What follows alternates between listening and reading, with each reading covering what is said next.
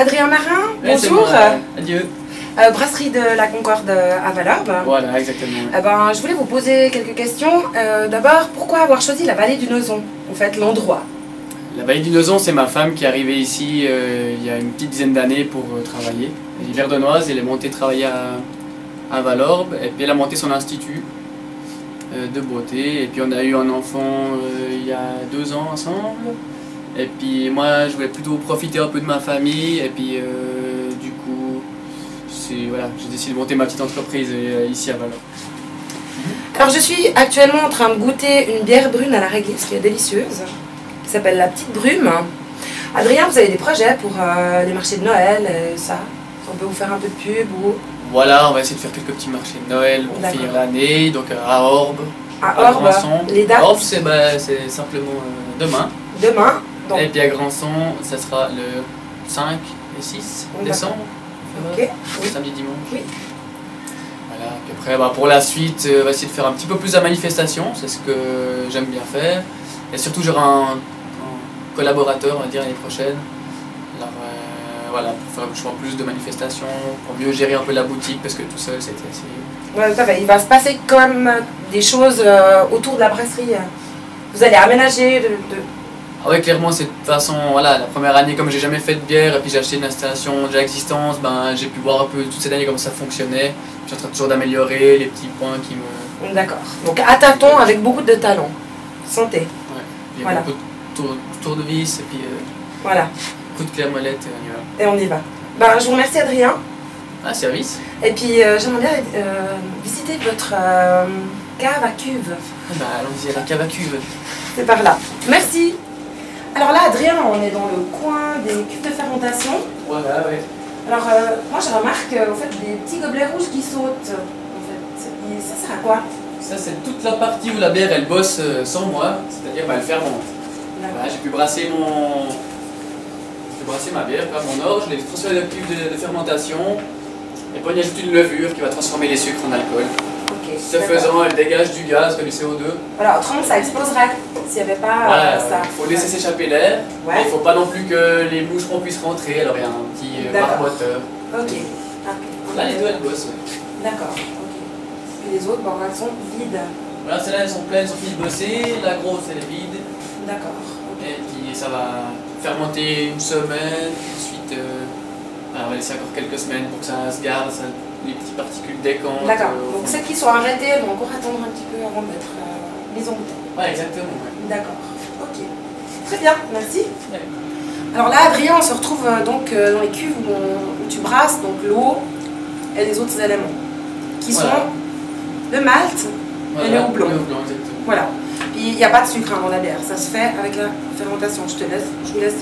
Ouais, alors l'histoire c'est qu'on a besoin de 2 ou 3 cuves, une cuve de brassage où on va justement faire une soupe de malt. Le malt, donc c'est une céréale qui la font germer et sécher. Et en faisant la soupe, on récupère tout le sucre de la céréale. On a besoin d'une deuxième cuve pour filtrer. On verse la soupe dedans, on récupère que le jus sucré qu'on va faire bouillir dans une cuve à côté. Et puis en bouillissant, ça va la stériliser. On va pouvoir houblonner. C'est pour l'amertume et les arômes. D'accord, le houblon il arrive sec en fait. Voilà, le houblon c'est une plante invente. Moi je le reçois un sec, ouais, un petit peu. D'accord, ok, donc c'est sec, d'accord. Et puis c'est un petit peu comme du thé, on profite pendant que ça bout, on l'aromatise avec une plante, quoi. Une plante, on va aussi mettre plein d'autres trucs. D'accord. C'est en général ce que je fais, des bières aromatiques, donc je peux infuser des racines de réglisse, voilà, de la peau d'orange, des graines de coriandre, donc tout est possible. D'accord. On va mettre de bière à la résine. Ah ouais, pas mal résiné, produit local. Ouais. C'est votre projet, en fait, la bière à la résinée, vous l'avez déjà? J'ai déjà fait depuis l'année passée, ouais, d'accord. Ok. Et là, donc Adrien, vous avez un projet pour un autre truc spécial. Vous avez une bière blanche ici? Voilà, moi j'ai des 5 bières un petit peu habituelles. J'ai une bière blonde, une bière blanche, une bière brune, une bière noire, j'ai une bière saisonnière. En ce moment, c'est la bière de Noël résinée. Voilà, c'est celle-là. Pas d'épices. D'accord, ok.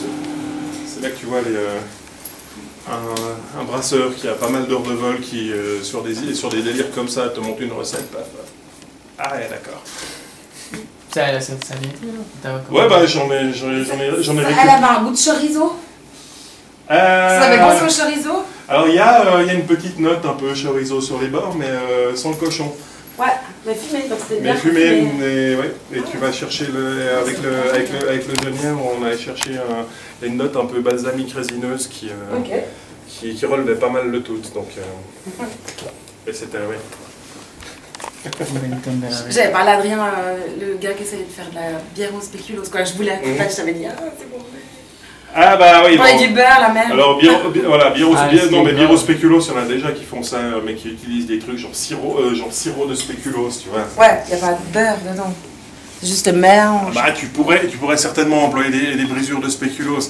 En fait, si tu as de la matière grasse comme ça, tu donnes blanche, pendant la garde. agrumes, écorce d'orange, coriandre. Apparemment, fèves de cacao aussi, des trucs comme ça. C'est c'est un peu grave, il faut passer par là. Ah bah bon, bière avec des fèves de cacao, c'est clair que...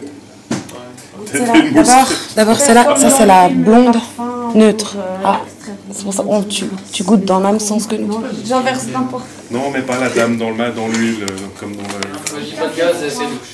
Pas de gaz, ça ressemble à une fermentation qui redémarre pas dans la bouteille. Le nez indique ça, c'est-à-dire qu'il y a du sucre de malt. Là, c'est le bonbon malt bavarois. Ouais. Ça a pas le gros sucre d'orge, ça sent le malt Munich. Pumpernickel. Ouais, il y a un goût de sel. Ouais, elle a pas bien démarré. Il y a une bonne base, mais effectivement. C'est la vis. Et voilà. Une note de Cénovis, tu trouves une note de Cénovis là-dedans? Ouais, magie. Sur la fin, bah, ça indiquerait que l'albure qui restait dans ta bière a claqué en route. Elle s'est dégradée. C'est les notes d'autolyse. Bah, le Cénovis, c'est jamais que de l'albure qui a été dégradée. C'est de l'hydrolyse de l'albure. C'est vrai que ce qu'on sent là, c'est vraiment ça. Ça fait un peu salé quelque part. Ouais, la petite note salée Cénovis. Excellent. Donc c'est pas du tout ça que je mange aux gens, heureusement. Non, mais là du coup j'apprends quand même. Non mais voilà, j'imagine qu'avec une fermentation qui redémarre, ça doit être tout à fait correct. Là, effectivement, ça n'est pas un bon échantillon. Oh, c'est là. Mais dommage parce que je l'ai pas. Drink 4. Ce houblonnage, oui, bah c'est pas qu'une mode, c'est qu'au cours des dernières années, ce qu'on trouve sur le marché en type de variété de houblon a complètement changé. Enfin, c'est une évolution qui a commencé à 40 ans. Mais au niveau de l'Europe, ça fait les 10 dernières années que ça a vraiment commencé à bouger. On commence à beaucoup voir ces houblons nord-américains. Tu as les Australiens, les Néo-Zélandais qui sont arrivés dans la foulée, qui ont la chance énorme de ne pas avoir de parasites du houblon sur leur terrain. Ouais, pour l'instant. Donc ils travaillent, pas en bio, mais avec vraiment des traitements minimaux. Et puis ils ont la chance énorme d'arriver de l'autre côté de l'année, vu qu'ils sont sur l'hémisphère sud avec leur récolte. Ah ouais. Donc au moment où les récoltes nord-américaines arrivent au bout, bah, ils arrivent avec du houblon frais. C'est comme ça qu'en 2 ans, ils se sont fait une place sur le marché international. Il y a beaucoup de choses à faire, mais ça, quand tu vois les catalogues des grossistes en houblon, puis que tu as 90 variétés, tu as des descriptifs, mais pas forcément évident de savoir ce que tu vas de savoir ce que tu vas utiliser pour quelle bière. Ce que j'ai commis avec un brasseur au Québec en juin dernier, où je voulais absolument mettre du paprika fumé espagnol, du pimenton de la Vera dans une bière.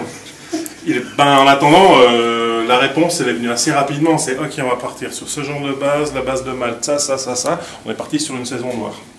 Il a boosté à 9%, un peu de malt fumé. Et puis des baies de genièvre. Ah non, bonjour. Ah, c'est osé la Cénovis. Ah bah non, les baies de genièvre avec le paprika. Bon, ça ne correspond pas à ce que je fais d'habitude. Et voilà. je vais voir cet hiver si ça revient comme avant. Oui. Peut-être. On fait la suivante? Oui. Allons-y. Sur